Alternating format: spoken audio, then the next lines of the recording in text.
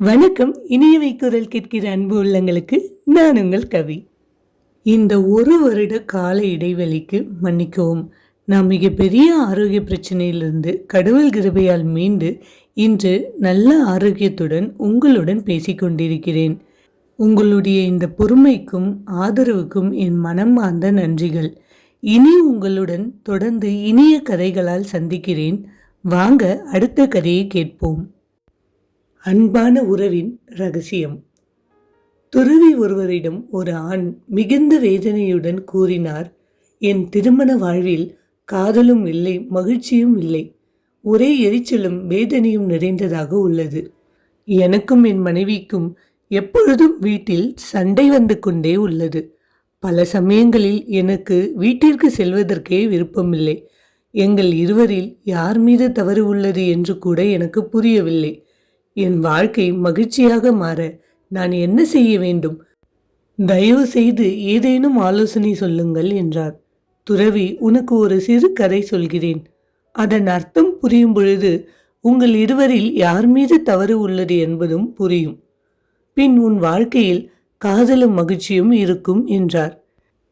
2 விதமான தம்பதிகள் மாலை நேரத்தில் ஒரு அடர்ந்த காட்டின் வழியே நீண்ட தூர பயணத்தில் நடந்து செல்ல வேண்டிய சூழ்நிலை ஏற்பட்டது. சூரியன் மறைவதற்குள் அவர்கள் அந்த காட்டை கடந்து செல்ல வேண்டும். அதில் முதல் விதமான கணவன் மனைவி இருவரும் நடந்து செல்லும் பொழுது நீண்ட தூர பயணிப்பதால் தனக்கு கால் வலிப்பதாக மனைவி கூறினாள். சரி வா, உன்னை முதுகில் தூக்கி செல்கிறேன். சிறிது தூரம் உனக்கு கால்வலி தெரியாமல் இருக்கும் என்றான். அவன் தன் மனைவியை முதுகில் தூக்கி கொண்டு நடந்தான். அப்பொழுது மனைவி கேட்டாள், நான் மிகவும் கனமாக இருக்கிறேனோ? என்னை தூக்கி கொண்டு நடப்பது உங்களுக்கு சிரமமாக உள்ளதா என்று. அதற்கு கணவன் கூறினான், கனமாகவா? நீ எரும மாடு மாதிரி இருக்க. உன்னை தூக்கி கொண்டு கொஞ்ச தூரம் கூட என்னால் நடக்க முடியல.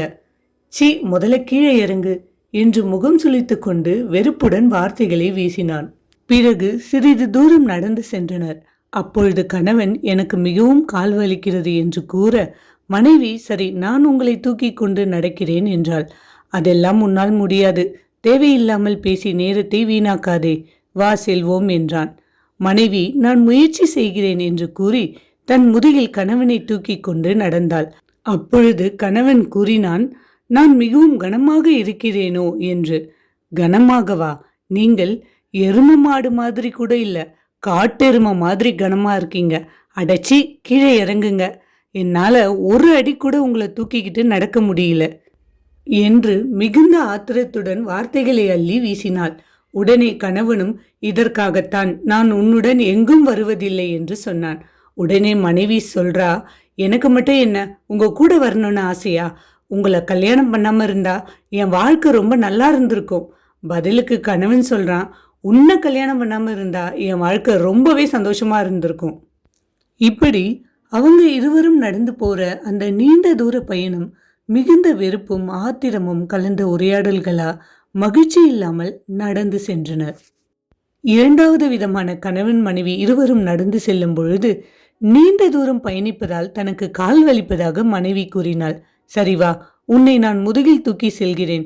சிறிது நேரம் உனக்கு கால்வலி இல்லாமல் இருக்கும் என்றான். அவன் தன் மனைவியை முதுகில் தூக்கி கொண்டு நடந்தான். அப்பொழுது மனைவி கேட்டால், நான் மிகவும் கனமாக இருக்கிறேனோ? தூக்கி கொண்டு நடப்பதற்கு சிரமமாக உள்ளதா என்று. அதற்கு கணவன் கூறினான், சிச்சி, அப்படியெல்லாம் ஒன்றுமில்லை. கொஞ்சம் கனமாக இருக்கிறாய். ஆனால் நான் எதிர்பார்த்த அளவுக்கு இல்லை. கொஞ்சம் கடினமாக தான் உள்ளது உன்னை தூக்கி கொண்டு நடப்பதற்கு. ஆனாலும் இந்த சுமை கூட எனக்கு சுகமாகத்தான் உள்ளது. இது மாதிரி நான் இதுவரை உன்னை தூக்கி கொண்டு நடந்ததே இல்லை அல்லவா? ஆதலால் இந்த தருணம் ஒரு அழகிய நினைவாக நம் வாழ்வில் மாறிவிடும் பின்னாளில் என்று மகிழ்ச்சியாக பேசிக்கொண்டு தன் மனைவியை முதுகில் தூக்கி கொண்டு நடந்தான். சிறிது தூரம் சென்றதும், உங்களுக்கு கால் வலிக்கும், நீங்கள் சிறிது ஓய்வு எடுக்கலாம், நான் உங்களை தூக்கி கொண்டு நடக்கிறேன் என்று மனைவி கூறினாள். அதற்கு கணவன், உன்னால் என்னை தூக்கி கொண்டு நடப்பதெல்லாம் முடியாத காரியம். தேவையில்லாமல் எதுவும் பேசி நேரத்தை வீணாக்க வேண்டாம், நாம் நடந்தே செல்வோம் என்றான். நான் முயற்சி செய்கிறேன் என்று கூறி மனைவி தன் கணவனை முதுகில் தூக்கி கொண்டு நடந்தாள். அப்பொழுது நான் மிகவும் கனமாக இருக்கிறேனோ என்று கணவன் கேட்க மனைவி கூறினாள், ஆம், உங்களை தூக்கிக் கொண்டு நடப்பது எனக்கு மிகவும் சவாலாகத்தான் உள்ளது. ஏனென்றால் நான் எதிர்பார்த்ததை விடவும் நீங்கள் மிகவும் கனமாக தான் உள்ளீர்கள். ஆனாலும் இந்த தருணம் என் வாழ்வில் மறக்க முடியாத தருணம். ஏனென்றால் நானே உங்களை தூக்கிவிட்டேன் அல்லவா என்று புன்னகையுடன் சிரித்துக்கொண்டே கூறினாள். ஆதலால் இந்த தருணம் கூட நம் வாழ்வில் அழகிய நினைவாக மாறிவிடும் பின்னாளில் என்றாள். பிறகு இருவரும் ஒன்றாக நடந்தே சென்றனர்.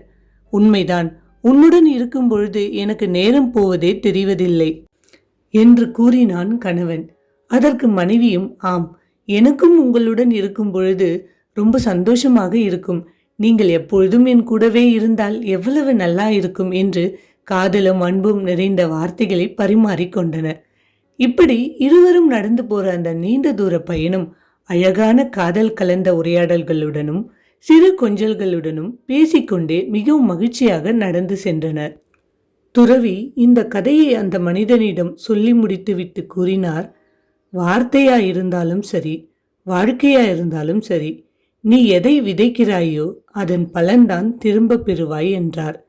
அந்த மனிதன் தன் தவறை உணர்ந்தவனாக துறவிக்கு நன்றி கூறி விடை பெற்றான்.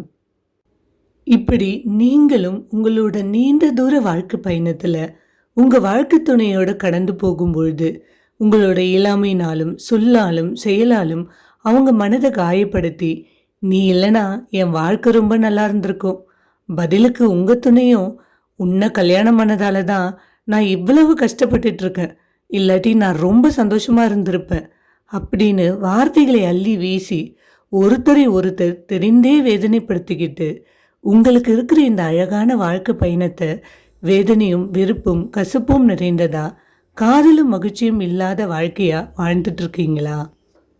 உங்களுடைய இந்த வாழ்க்கை பயணத்துல வாழ்க்கை உங்களை எவ்வளவு தூரம் உங்க துணையோட கூட்டிகிட்டு போகும்னு யாருக்கும் தெரியாது.